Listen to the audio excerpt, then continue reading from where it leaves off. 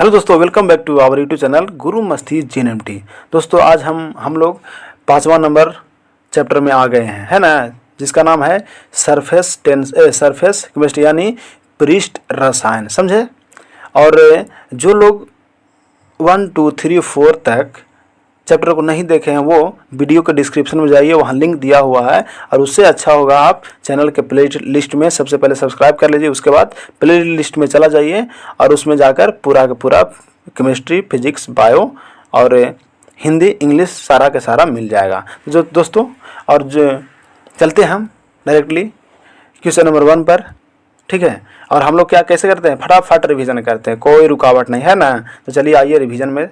और जो याद है तो अच्छा बात है, जो नहीं याद है उसको सही से कंफर्म कर लीजिए, ताकि आपको एग्जाम में किसी तरह से प्रॉब्लम नहीं हो। बेंच पर बैठिए और कबाड़ के धर दीजिए, है ना। चलिए, बेंच को नहीं कबाड़ना है, पेपर को। चलिए आगे चलते हैं क्वेश्चन नंबर 1 में, पृष्ठ रसायन चैप्टर नंबर 5 से। चलिए पहला देखिए, रासायनिक अधिशोषण अभिक्रिया है। चलिए आप लोग रिएक्शन तो पढ़े किए हैं, है ना। चलिए आइए इसमें तनी और विशेष से जानते हैं कि एक रासायनिक अधिशोषण अभिक्रिया है। कौन अभिक्रिया है? उत्क्रमणीय, अनुत्क्रमणीय, बहुलीकरण या इनमें से कोई नहीं। तो क्या होगा? अनुत्क्रमणीय यानी ऑप्शन नंबर बी मेरा सही हो जाएगा। चलिए पहला हो गया। दूसरा नंबर में आते हैं। दूसरा नंबर देखिए, बहुत अच्छा क्वेश्चन है और पता है ना हम किस बुक से बना रहे हैं? एग्जाम मास्टर, एकदम हीरो, एग्जाम के लिए हीरो बुक है एग्जाम मास्टर। चलिए आगे चलते हैं। दूसरा नंबर में, निम्न में से किस में टिंडल प्रभाव नहीं पाया जाता है? कौन टिंडल प्रभाव नहीं पाया जाता? किस में नहीं पाया जाता है? चीनी के घोल में, सोने का कोलाइडी घोल में, या सी नंबर सस्पेंशन में, या डी नंबर होगा इमल्सन में। तो इसका सटीक जवाब बता सकते हैं आप लोग, पढ़े होंगे सभी लोग। कौन? टिंडल प्रभाव, हाँ, यानी क्या हो जाएगा? चीनी के घोल में टिंडल का प्रभाव नहीं पाया जाता है। समझे? चलिए नेक्स्ट तीसरा नंबर में, एलम शुद्धिकरण करता है कीचड़ युक्त जल को क्या करके? डायलिसिस के द्वारा, किसके द्वारा? अधिशोषण के द्वारा, या कोएगुलेशन द्वारा, या वास्तविक विलयन बनाकर। बताइए क्या हो जाएगा? आप लोग पढ़े होंगे सभी लोग कि एलम शुद्धिकरण कैसे करता है, किस प्रक्रिया के द्वारा शुद्ध करता है। ठीक है, बताइए क्या हो जाएगा तीसरा नंबर के? क्या होगा? कोएगुलेशन, यानी ऑप्शन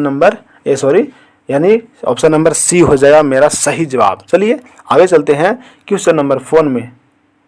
चलिए देखिए क्वेश्चन क्या है, पढ़िए आप लोग। यानी यदि परिक्षिप्त प्रवस्था द्रव हो और परिक्षेपण माध्यम ठोस हो तब कोलाइड जाना जाता है। ऑप्शन ए है सॉल, या बी होगा जेल, या सी होगा इमल्सन, या डी होगा फोम। तो इसका सटीक जवाब बता सकते हैं, क्या हो जाएगा? जेल हो जाएगा। बहुत ही VVI लिख लीजिए, एकदम डायरेक्ट आपको एग्जाम में छपने वाला है यही। ठीक है, चलिए आगे देखते हैं 5वां नंबर, ताजे अवक्षेप को क्लोराइड में बदला जा सकता है। ऑप्शन ए है कोएगुलेशन द्वारा, पेप्टिजाइजेशन द्वारा, या सी होगा डिफ्यूजन के द्वारा, या नन ऑफ दीज हो जाएगा। 5वां नंबर क्वेश्चन को आंसर आप लोग बताइए क्या होगा? पेप्टाइजेशन के द्वारा, यानी ऑप्शन नंबर बी मेरा हो जाएगा। क्या होता है? ताजे अवक्षेप को क्लोराइड में बदला जा सकता है, किसके द्वारा? तो पेप्टाइजेशन के द्वारा बदला जा सकता है। चलिए नेक्स्ट 6ठा नंबर क्वेश्चन में आते हैं। 6ठा नंबर क्वेश्चन है, किस गैस का अवक्षेपण चारकोल के द्वारा सबसे अधिक होता है? क्या बोल रहा है? किस गैस का अवशोषण चारकोल के द्वारा सबसे अधिक होता है? ऑप्शन ए है CO का, ऑप्शन बी है NH3 का, या ऑप्शन सी होगा NCl3, या ऑप्शन डी होगा H2 का। बताइए इसका सटीक जवाब क्या हो जाना चाहिए?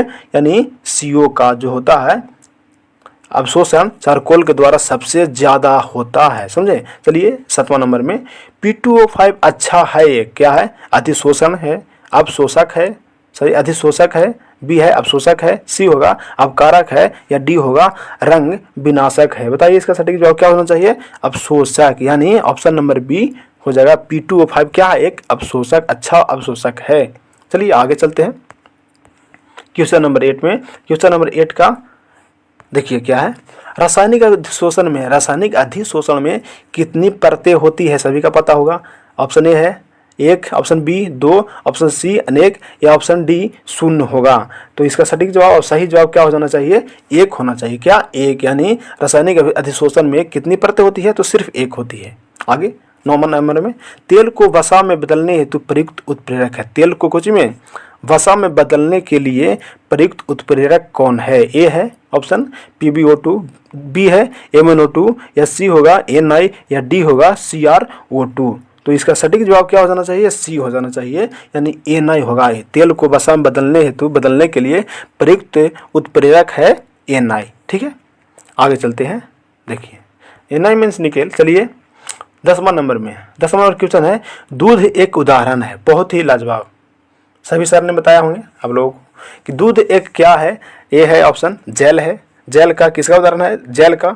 बी है सॉल का, या सी होगा निलंबन का, या डी होगा पायस का। तो इसका सटीक जवाब क्या हो जाएगा? पायस, यानी दूध एक उदाहरण है पायस का। चलिए आगे, सामान्य ताप एवं दाब पर किसी गैस के 1 मोल का आयतन, सभी को याद होगा है ना, यानी VVI क्वेश्चन मान लीजिए एकदम सीधा छपेगा आपको एग्जाम में 11 नंबर क्वेश्चन। तो 11 नंबर क्वेश्चन सटीक जवाब क्या हो जाना चाहिए? ऑप्शन नंबर बी हो जाना चाहिए, यानी 22.4। सभी छाप लीजिएगा इसको, मोस्ट इंपॉर्टेंट क्वेश्चन है, VVI है। चलिए आगे चलते हैं 12 नंबर क्वेश्चन में। तो 12 नंबर क्वेश्चन मेरा है, देख लीजिए यहाँ 12 है, निम्नलिखित में सबसे प्रबल लेविस अम्ल, सबसे प्रबल बताया है लेविस अम्ल कौन हो जाएगा? Option A BF3, option B BCl3, option C BBr3, या ऑप्शन डी BI3 हो जाएगा। बताइए, प्रबल बोला है, क्या बोला है? प्रबल। तो प्रबल क्या हो जाएगा? ऑप्शन डी यानी I3 आयोडीन, यानी BI3 मेरा क्या हो जाएगा? प्रबल लेविस एसिड यानी अम्ल हो जाएगा। चलिए 13 नंबर क्वेश्चन में चलता हूँ। 13 नंबर क्वेश्चन है, जांतव झिल्ली में छन जाने वाला विलयन क्या कहलाता है? क्या? ऑप्शन ए समांगी विलयन, ऑप्शन बी निलंबन, ऑप्शन सी कोलाइडी विलयन, या ऑप्शन डी अवक्षेप का विलयन। क्या हो जाएगा? जांतव झिल्ली में छन जाने वाला विलयन, यानी समांगी विलयन हो जाएगा, यानी ऑप्शन ए मेरा सटीक जवाब हो जाएगा। चलिए 14 नंबर क्वेश्चन में चलते हैं। 14 नंबर क्वेश्चन है, निम्नलिखित में से कौन कोलाइडल घोल नहीं है? निम्नलिखित में से कौन जो है कोलाइडल घोल नहीं है? इसका सही जवाब जल हो जाएगा। इसमें जल जो है वो कोलाइडल घोल नहीं है, बाकी दूध है, गोंद है, धुआं सब होगा, बट जल नहीं होगा। सही, आगे चलते हैं 15 नंबर क्वेश्चन में। देखिए 15 नंबर क्वेश्चन क्या है, टिंडल प्रभाव प्रदर्शित होता है किसके द्वारा? ऑप्शन ए है वास्तविक घोल द्वारा, ऑप्शन बी घोल द्वारा, ऑप्शन सी कोलाइड द्वारा, या ऑप्शन डी इनमें से कोई नहीं। तो क्या हो जाएगा? वास्तविक घोल द्वारा, यानी टिंडल प्रभाव जो है प्रदर्शित होता है वास्तविक घोल द्वारा। ऑप्शन ए सही है। चलिए नेक्स्ट, अपमार्जक को कहा जाता है, यानी अपमार्जक को क्या कहा जाता है? ऑप्शन ए पृष्ठ सक्रियण, option B colloid, option C निलंबन, या इनमें से कोई नहीं होगा। बताइए क्या कहा जाता है अपमार्जक को? सरफेस यानी पृष्ठ संक्रियण कहा जाता है। अपमार्जक को हम क्या कह सकते हैं? पृष्ठ संक्रियण। चलिए सही है, मजा आ रहा ना, लगे रहिए। चलिए इसको पूरा करा ही देते हैं। 17 नंबर देखिए, तेल तथा पानी के संयोग से बना कोलाइडी विलयन कहलाता है। ऑप्शन ए है zeolite, option B micelle, option C पायस, या ऑप्शन डी होगा इमल्सन होगा। क्या होगा बताइए? इसका कोलाइडी विलयन कहलाता है कौन सा? यानी इमल्सन हो जाएगा, यानी डी नंबर ऑप्शन सही। यानी तेल तथा पानी के संयोग से बना कोलाइड विलयन क्या कहता है? इमल्सन कहलाता है। समझ गए 17 नंबर तक? चलिए कोई दिक्कत नहीं हुआ होगा? नहीं। चलिए हम यहाँ सिर्फ आप लोग को हेल्प के लिए ही आए हैं, समझ रहे हैं ना। चलिए आगे देखते हैं 18 नंबर में। यूरिएज उदाहरण है अम्ल क्षार उत्प्रेरक, किसका उदाहरण है? यानी अम्ल क्षार उत्प्रेरक का, या बी होगा एक कोलाइड का, या सी होगा एक एंजाइम का, या डी होगा एक अपमार्जक का। तो बताइए इसका सटीक जवाब क्या हो जाना चाहिए? एक एंजाइम का होना चाहिए, यानी यूरिएज जो है एक उदाहरण है किसका? एक एंजाइम का। ठीक है, नेक्स्ट 19 नंबर में चलते हैं। निम्नलिखित में से कौन सा द्रव स्नेही कोलाइड है? कौन सा स्नेही कोलाइड है? ऑप्शन ए दूध, ऑप्शन बी गोंद, ऑप्शन सी कोहरा, या ऑप्शन डी होगा रक्त होगा। क्या हो जाएगा? क्या हो जाएगा, गोंद हो जाएगा। यानी क्या बोला है, स्नेही क्लोराइड जो होगा इसमें गोंद जो हो जाएगा वो स्नेही क्लोराइड है। चलिए 20वां नंबर क्वेश्चन में, 20वां नंबर क्वेश्चन, निम्न में से किसमें टिंडल प्रभाव संभव नहीं है बोला है, संभव नहीं है तो क्या हो जाएगा, ऑप्शन ए है निलंबन, ऑप्शन बी पायस, ऑप्शन सी शर्करा विलयन या ऑप्शन डी होगा स्वर्ण सौल। तो इसका सटीक जवाब क्या होना चाहिए, टिंडल प्रभाव संभव नहीं है, शर्करा विलयन में संभव नहीं है टिंडल प्रभाव।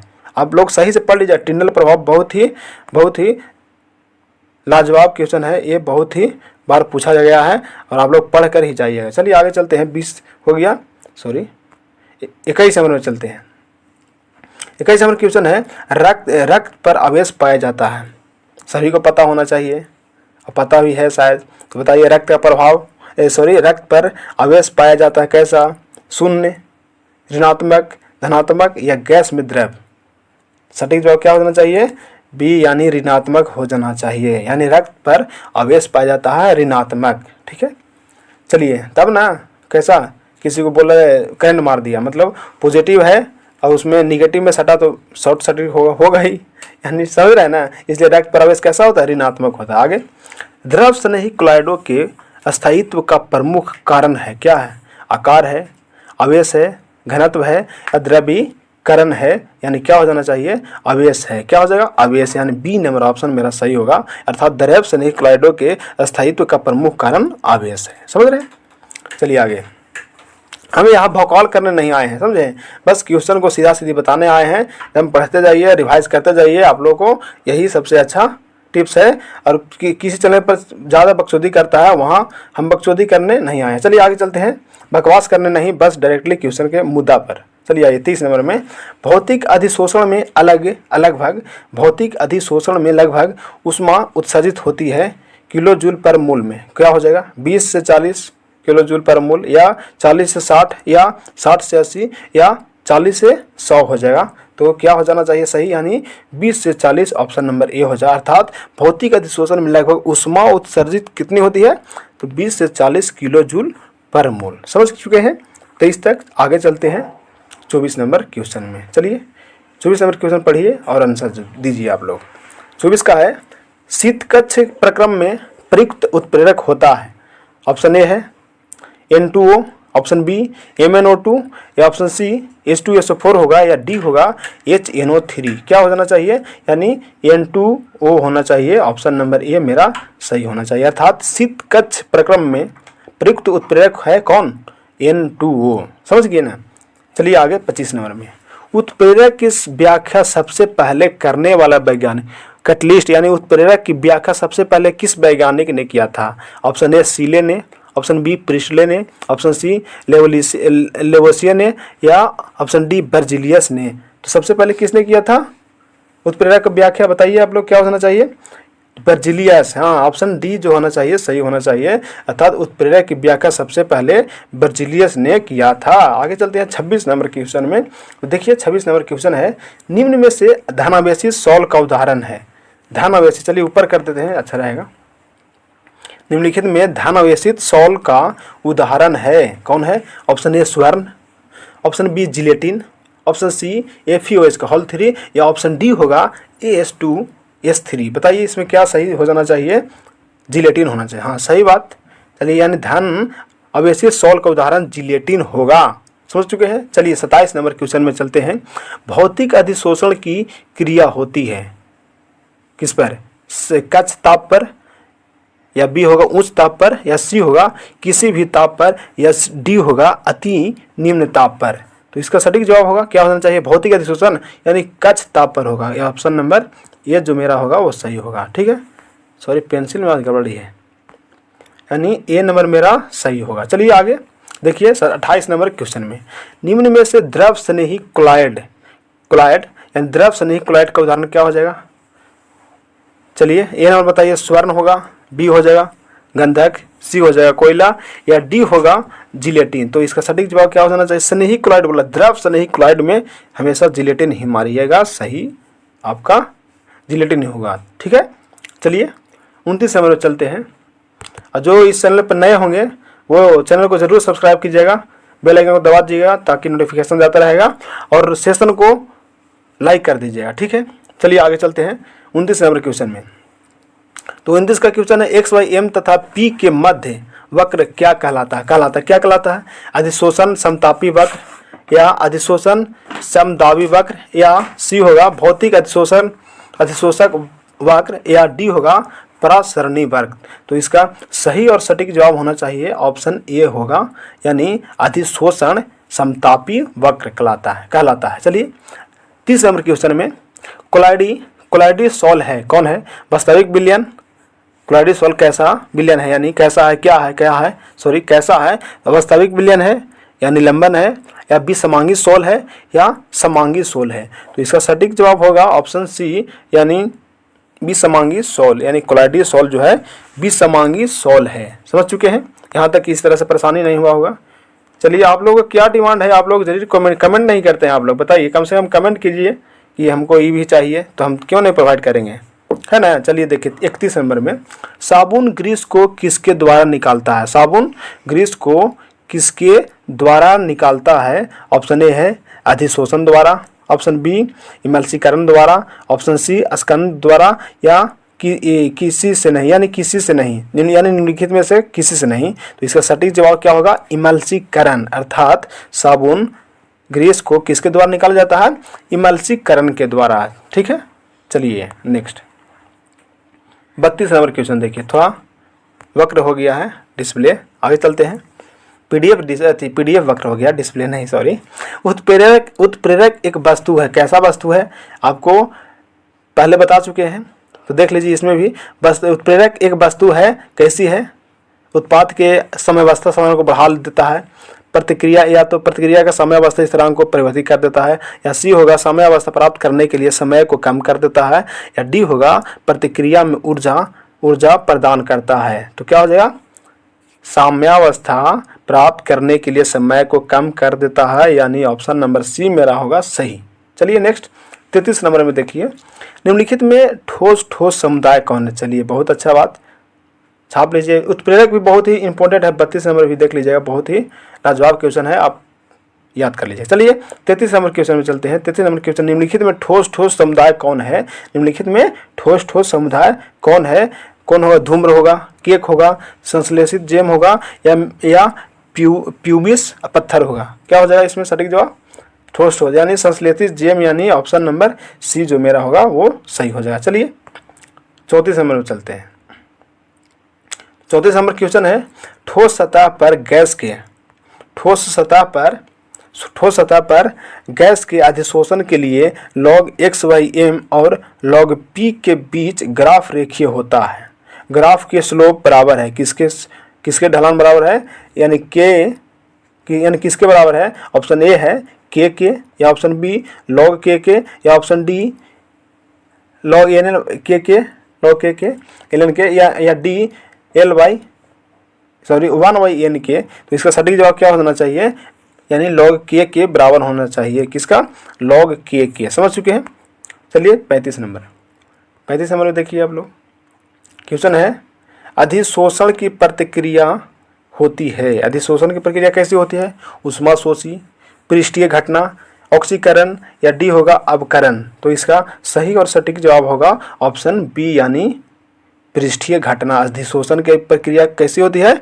पृष्ठीय घटना, ठीक है। नेक्स्ट 36 नंबर है, अधिशोषण में मुक्त ऊर्जा कहलाती है। अधिशोषण में मुक्त ऊर्जा क्या कहलाती है? कौन सी ऊर्जा कहलाती है? गिब्स मुक्त ऊर्जा, ऑप्शन बी है अंतर्निहित ऊर्जा, या सी होगा अधिशोषण ऊर्जा, या डी होगा गतिज ऊर्जा। तो सटीक जवाब क्या हो जाना चाहिए? अधिशोषण, ऑप्शन नंबर सी, अर्थात अधिशोषण में मुक्त ऊर्जा अधिशोषण ऊर्जा कहलाती है। सीधी बात, समझे? चलिए आगे 37 यानी 37 नंबर क्वेश्चन में चलते हैं।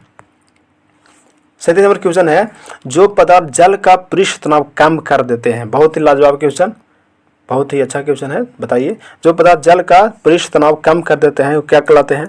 ऑप्शन ए है वैद्युत अपघट्य, ऑप्शन बी वैद्युत अनपघट्य, या सी होगा उत्प्रेरक, या डी होगा पृष्ठ सक्रिय कारक।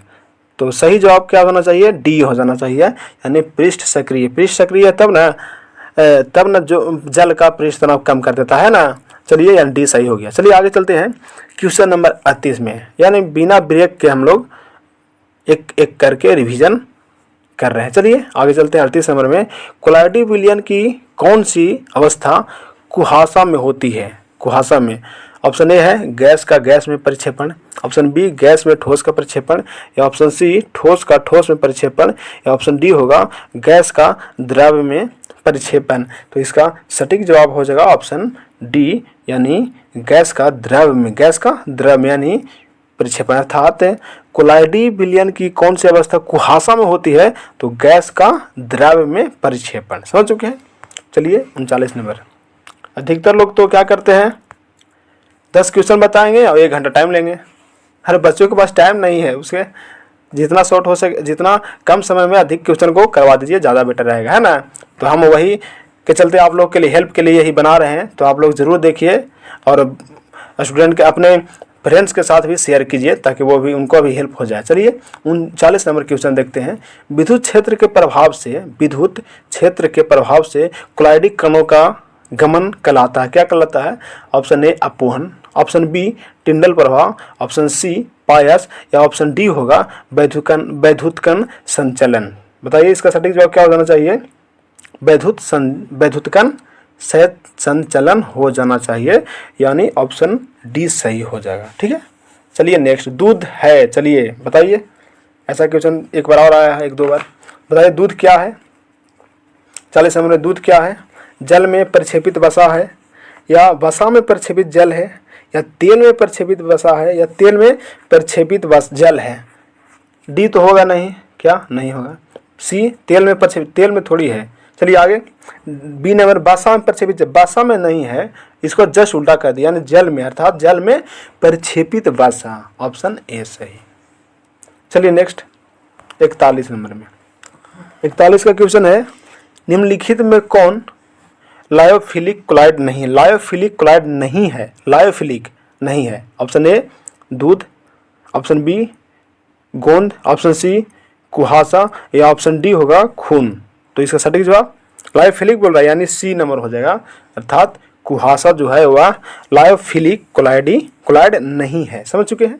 चलिए नेक्स्ट 42 नंबर क्वेश्चन में। चलिए, कोलाइडी कणों का आकार निम्नलिखित में किसके बीच होता है? कोलाइडी कण का आकार, बहुत ही इंपॉर्टेंट क्वेश्चन 42 नंबर। चलिए, यानी कोलाइडी कणों का आकार निम्नलिखित में किसके बीच होता है? ऑप्शन ए 10⁻⁻7 से 10⁻⁹ सेंटीमीटर, या ऑप्शन बी होगा 10⁻⁹ से 10⁻11 सेंटीमीटर, या सी होगा बी 10⁻⁵ से 10⁻⁷ सेंटीमीटर, या डी होना चाहिए 10⁻⁻2 से 10⁻⁻3 सेंटीमीटर। बताइए इसका सटीक जवाब क्या हो जाएगा? सी नंबर हो जाए। कौन? यानी 10⁻⁻5 से 10⁻⁷ सेंटीमीटर जो होगा वो कोलाइडी कणों का आकार होता है उसके बीच, यानी 10⁻5 से 10⁻⁷ के बीच होता है। चलिए आगे चलते हैं 43 नंबर क्वेश्चन में। 43 नंबर क्वेश्चन है, स्टार्च के जल अपघटन में निम्नलिखित में किस एंजाइम का उपयोग होता है? स्टार्च के जल अपघटन में निम्नलिखित में किस एंजाइम का उपयोग होता है? ऑप्शन ए है माल्टेज का, ऑप्शन बी है जाइमेज का, ऑप्शन सी है इन्वर्टेज का, या ऑप्शन डी होगा डायस्टेज का। तो इसका सटीक जवाब होगा ऑप्शन डी होगा। क्या होगा? डी होगा। यहाँ टिक न लगा सकते हैं क्योंकि थोड़ा मिस्टेक हो जाएगा, यानी ऑप्शन डी मेरा सही हो जाएगा। इसका यहाँ लिख देते हैं ऑप्शन डी, किसका? 43 का। चलिए आप लोग देख लिए ना। चलिए आगे चलिए, 43 हो गया। 44 में चलिए आइए, 44 का देखते हैं। 44 का क्वेश्चन है, रासायनिक अधिशोषण की दर ऑप्शन ए है, क्या हो जाना चाहिए? दाब बढ़ने से घटती है, यानी रासायनिक अधिशोषण की दर क्या होता है जब कैसा होगा? क्या होगा? दाब बढ़ने से घटता है क्या, या दाब पर निर्भर नहीं करता है, या एक वायुमंडलीय दाब पर अधिकतम होता है, या दाब बढ़ने से बढ़ती है? अर्थात रासायनिक अधिशोषण की दर क्या होता है?